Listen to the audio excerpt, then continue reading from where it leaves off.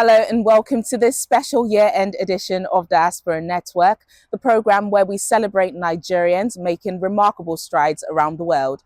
I'm Teniola Oyetayo. As we wrap up 2025, we take a moment to look back at some of the biggest and most inspiring stories from the Nigerian diaspora, from historic firsts in military service and public leadership to breakthroughs in science and innovation and unforgettable moments in arts and culture. It's truly been an extraordinary year. Take a look at the highlights.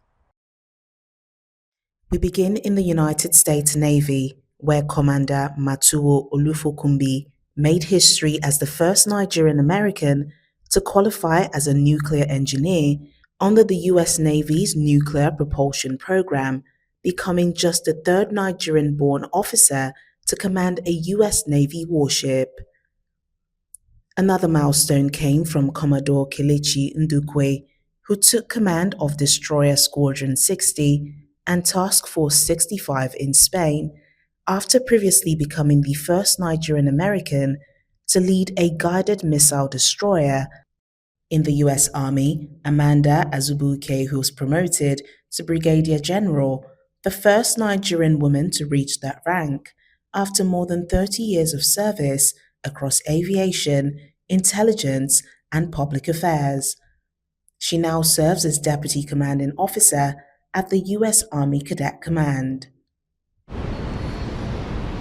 On the international stage, Nigerian Correctional Officer Olukemi Ibukunle, serving with the UN mission in the Democratic Republic of Congo, received the United Nations Trailblazer Award for Women Justice and Corrections Officers, recognized for her leadership in justice and rehabilitation. I am proud to stand today as proof that women have a voice. We can dream boldly and contribute meaningfully to peace and security. The faces of the children living with their mothers in detention and the children in conflict with the law in the DRC prisons, which remind me daily of the profound responsibility I, and indeed all of us, carry for the future generations. The reminder that I'm not doing this for myself alone, but for other girls and women who will follow, for my daughter, showing them true example that it can be done. This is why I urge member states to nominate and deploy more women to justice and corrections roles in peace operations. Representation matters. It matters for the effectiveness of our missions, and it also matters for the message it sends to communities around the world, that women belong at the heart of peace. In the United Kingdom, Professor Grace Ononi will continue to break barriers. Already the first Black African Director General of Legal Delivery at the Crown Prosecution Service, she was officially invested as the University of Hertfordshire's first female and first alumni chancellor. This mace is the symbol of authority of the corporation, of the whole university. In handing you this mace, Professor Ononuwu, we formally entrust you the duties and responsibilities set out in the instrument and articles of government approved by His Majesty's Privy Council. This university is special. It's a place where ambition meets support, where innovation meets compassion, and where students from all backgrounds are empowered to thrive. Professor Woodman, by virtue of the power given to me by the corporation, I hereby install you as Vice-Chancellor of this university. May your leadership guide us with vision and integrity, uphold the values of our institution, and ensure that our mission to transform lives through education continues to flourish. In local government, Opeyemi Bright became the youngest ever civic mayor of Barking and Dagenham at just 29. While Jason Jackson was sworn in as Islington's first Nigerian-born mayor. In the judiciary, Madu was appointed a judge of the Alberta Court of Justice in Canada, while Abayomi Wint took the oath as a judge of the Kings County, New York Civil Court in the United States. I used to think that peace was a place. There was also global recognition for peace building. Nigerian poet and spoken word artist Miriam Hassan was appointed as the United Nations' first global advocate for peace, the first artist ever to hold the role. Peace is not a silence you force into people's mouths. It is not the absence of war, but the presence of understanding. Peace is a child learning to sleep again without flinching at the wind. It is a mother not having to choose between bread and dignity. It is a father not having to swallow his voice to feel like a man. Peace is messy, like forgiveness. It does not arrive in parade floats. Sometimes it comes crawling through broken windows when we finally agree that being right is not better than being whole. Peace is not found, it is built, brick by brutal brick, by hands that once knew how to fight now choose to hold instead. There was a time when we measured strength by how long we could hold a grudge. But now, let us measure strength by how long we could hold space for someone else's truth. Because there was a me and a you before there was ever an us. And if us is broken, then peace is what lets us lay down the shards without aiming at each other's throats. Peace is the poem you write after the war in your chest has finally run out of ink. It is the moment you return to your body and find it still standing. Peace is not loud. It does not always sing. Sometimes it just listens. And sometimes that is the loudest love of all. And let us not forget those who have carried peace quietly through the fire. The women whose hands mend what war has torn, who rebuild homes from memories, raise children between checkpoints, hold their families like nations, because peace has always known the name of a woman, spoken through the way she chooses courage over collapse again and again. And so today, I speak peace into the bones of this world, into the rubble, into the rage, into the ruins. Because if war teaches us how to shatter, then peace must teach us how to stay soft, to stay human, to stay. Meanwhile, the co-founders of Nigeria's Interfaith Mediation Center, Reverend James Wuye and Imam Mohammed Ashafa, were announced as the inaugural winners of the Commonwealth Peace Prize, honored for decades of work using faith as a bridge in times of conflict. Speaking to Channels Television, they shared their journey from conflict to cooperation. We were actually on different sides, and in the late 80s, and prior to that also we have engaged one another in protecting our spiritual place of worship during ethno-religious crisis. In one of the crises in 1992 particularly, I lost my arm, as you can see, during one of the violence. So we were once bitter enemies. Proxy war, working with young people, encouraging them to rise up and protect their places of worship. And that enmity was so deep. But today, it's another story. We met a journalist like any one of you here, and that media man, he knows me separately, and he knows Pastor James separately. And he put our hands together during tea break. He said, hey, I want you to talk inside the government house. Please, I want you to keep this state together in peace. If you want, you can do it. Please talk. And my heart was beating. This is the enemy. This is the guy which group affect and maim and caused the death of my spiritual teacher and two of my cousins. How can we forgive? So initially, I've been looking for him to take a revenge, for vengeance. And as I was thinking of vengeance, that was the beginning. Looking, an opportunity comes both inside the government house where you can't fight. So I pretend everything is all right. And we discussed peace program, meeting, and we started with saying, let's have opportunity to have a meeting. And it was at that point in time that the journey begins.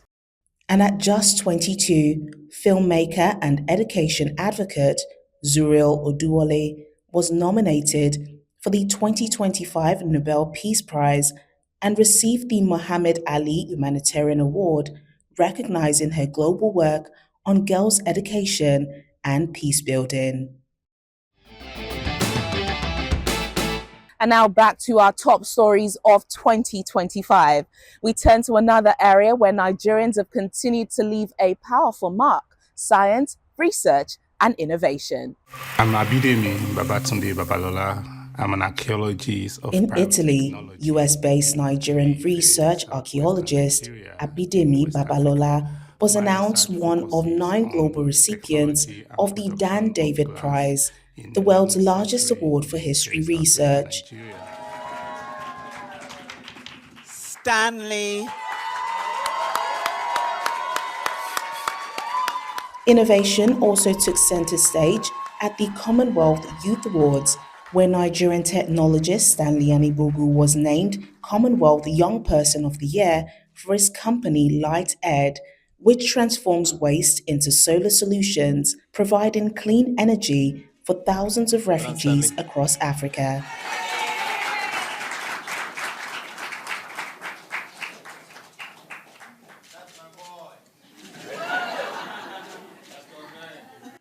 Is it improper to go Stanley, Stanley, Stanley, Stanley, Stanley, Stanley? Awesome. In a first for Nigeria and West Africa, Egusi melon seeds from Oyo State was launched to the International Space Station as part of a global agricultural research project. International Space Station. Prepare for the noise. This is very loud.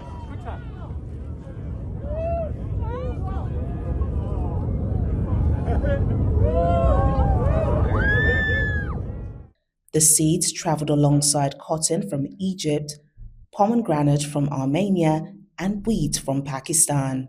Led by Nigerian space scientist Dr. Timidayo Onioshun, in collaboration with the Common Project and Jaguar Space, the mission is aimed at exploring how space conditions affect seed resilience, knowledge vital for food security and climate adaptation. This year also took a Nigerian literally beyond the Earth's atmosphere. US-based Nigerian lawyer and political figure Owolabi Salis became the first Nigerian to travel into space, joining Blue Origin's NS-33 mission, which crossed the Kármán line and briefly took him into suborbital flight. Hi, Jim! Hi, Carl. Oh, beautiful. Beautiful, beautiful. Oh my God.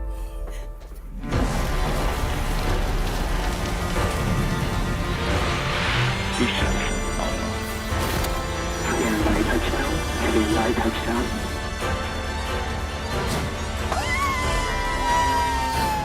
Okay, 1, 2, 3. Oh yeah!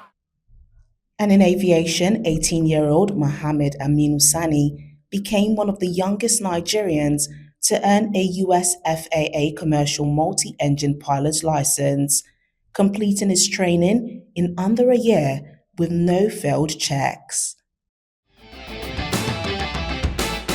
When we return in just a moment, we look at the stories that captured hearts and headlines from the world of entertainment. Please stay with us. Thanks for staying with us on the program. We now turn to arts, culture, and entertainment, where Nigerians once again excelled on the global stage in 2025. Chess master and social impact advocate Tunde Onokoya officially received Guinness World Records certification for the longest chess marathon after playing for 64 hours in Times Square to raise support for his Chess in Slums Africa initiative.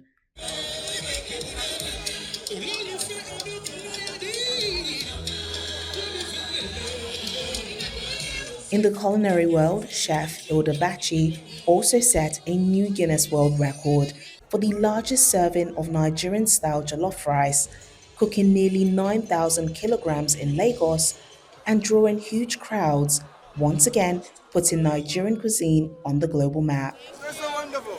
Can we turn on the heat?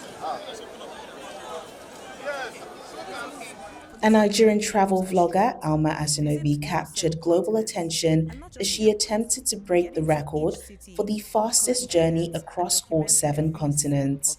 7 continents in 70 hours with my Nigerian passport.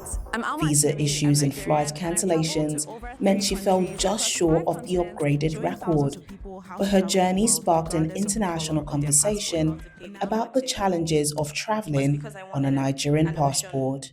The most interesting trip I've ever been on. I've traveled quite a lot, mostly for leisure, sometimes for work, but I wanted to do something that made a statement. I wanted to do something that highlighted a problem that a lot of us Nigerians and Africans and people with low mobility passports faced, and that's the issue of inequality and lack of mobility, access to global opportunities, because of visa restrictions, travel restrictions, and all of that.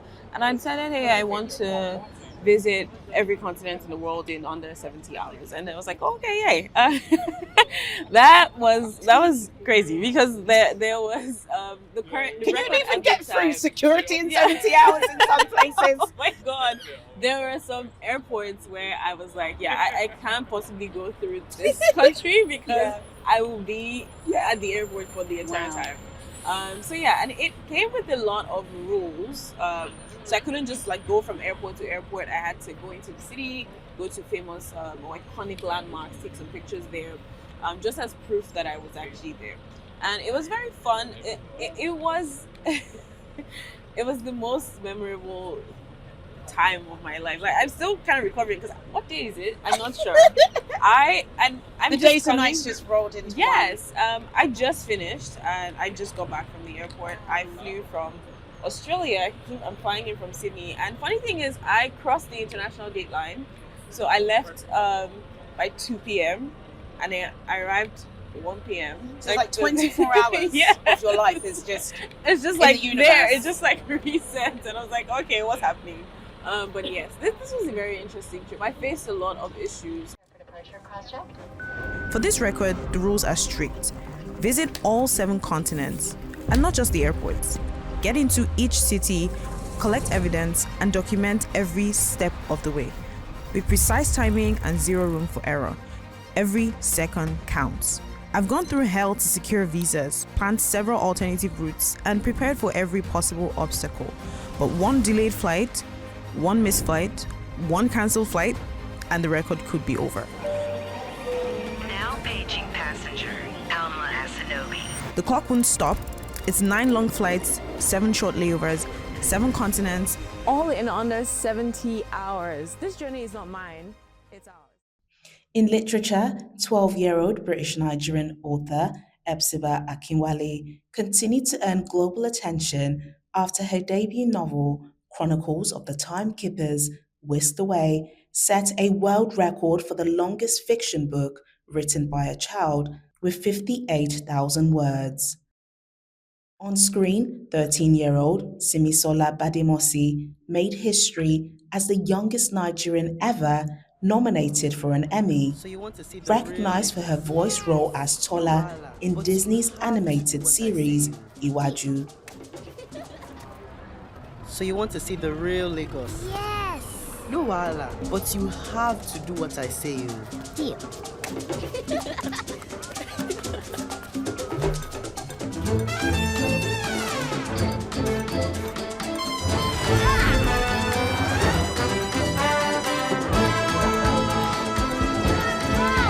This is amazing!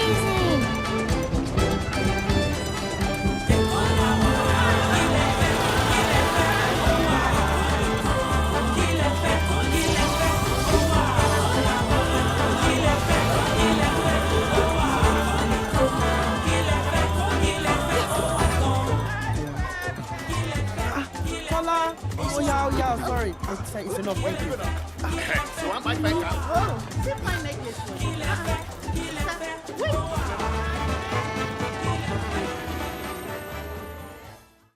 In documentary filmmaking, Nigerian director Joe Akachi Benson won an Emmy for his film Madu, which follows the journey of a young ballet dancer, Anthony Madu, from the streets of Lagos to a prestigious ballet school in the United Kingdom. When we met Anthony, he was just a kid dancing through doubt, searching for his place in the world that didn't always see him. Madu is about that search for belonging, for connection. It's a story of resilience, of courage, and finding your voice when it would be easier to stay silent. This is my co-director and a friend, Kachi, who flew in from Nigeria, has something to say. This is a great honor. Thanks to Disney and the entire team at Hunting Lane. This win is for Nigeria, really. Thank you. And would like to dedicate this to Anthony Madu and every kid out there who has a dream. The world is watching and waiting to hear your story. Thank you.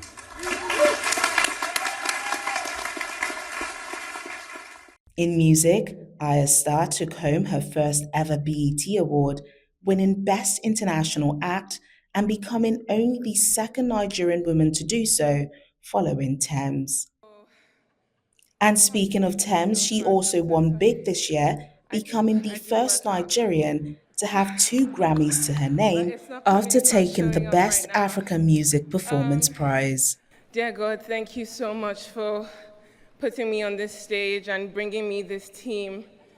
This is her first Grammys, and I just want to thank you, Mom, because she's really done a lot for me and my brother. And oh my goodness. Happy birthday, Mom. And I want to thank my team, Muiwa Wale, my beautiful stylist, Dunsin Wright, my lovely girls, Yvonne and Rochelle and Kayla and Ashanti and Sarah. I love you guys. Thank you so much. To God be the glory, because honestly, He's changed my life so much. Thank you. Thank you so much. Thank you. The winner is, from one TFL-inspired creator to another, Basanti Femi! AKA Basanti! Nigerians also wowed in digital media.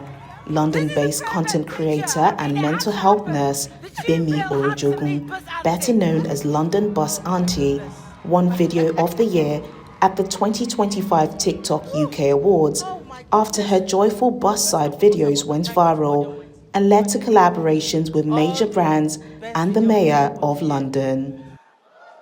Honestly, I celebrate you all. And I celebrate every single one of you tonight. You're all so amazing. I'm so sorry I didn't prepare any speech, but I want to thank God Almighty first and foremost. Because without God, I won't be here. And I want to thank my daughter.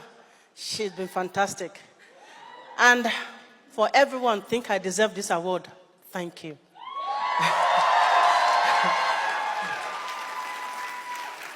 TikTok, I cannot tell you how much I love you. Thank you for your platform, for allowing someone like me to be able to shine on your platform. I'm grateful. Thank you. And I want to thank TFL for allowing me to use their red buses to shine. I love London red buses. And for me, it represents London. It's bold, it's beautiful, and London is a fabulous place to be. Thank you.